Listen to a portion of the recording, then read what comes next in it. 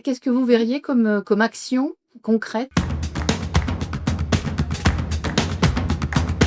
Je suis intimement persuadée qu'il y a plein d'actions qui existent à tous les niveaux de notre société. Elles sont plus ou moins connues. Il serait intéressant de faire un état des lieux, chercher toutes les actions existantes sur un territoire, sur une thématique donnée, et de faire se rencontrer les gens pour trouver un système commun qui soit parfaitement identifié par les usagers, dans une idée de durabilité de 10 ans, 15 ans.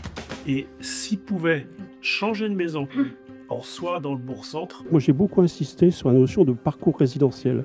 Il y a beaucoup de gens qui quittent les villages actuellement, qui veulent venir dans la ville-centre, là où il y a des services, avec des logements adaptés. Les offices HLM proposent des petits parcs de petits logements, de l'habitat inclusif ou l'habitat adapté. Il faut que ça soit proposé plus facilement, à des moyens corrects. Comment lutter contre l'isolement? Il faut réapprendre à vivre ensemble. C'est ça. Oui. Ce qu'il faut faire à l'avenir, c'est bien évidemment assurer un financement à la hauteur des besoins dans un système de protection sociale solidaire et en fléchant prioritairement les ressources vers les établissements publics ou associatifs non lucratifs qui ne financent pas des fonds de pension.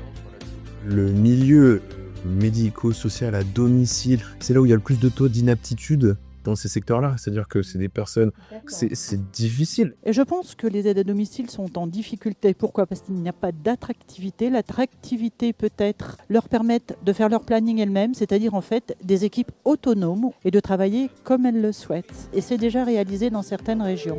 Alors, formuler les limites, ça irait ça? Ouais. Très bien, Formuler les limites au rôle des aidants. Oui.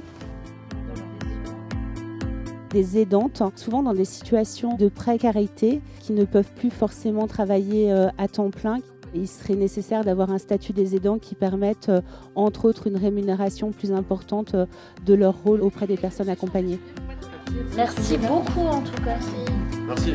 C'est passionnant.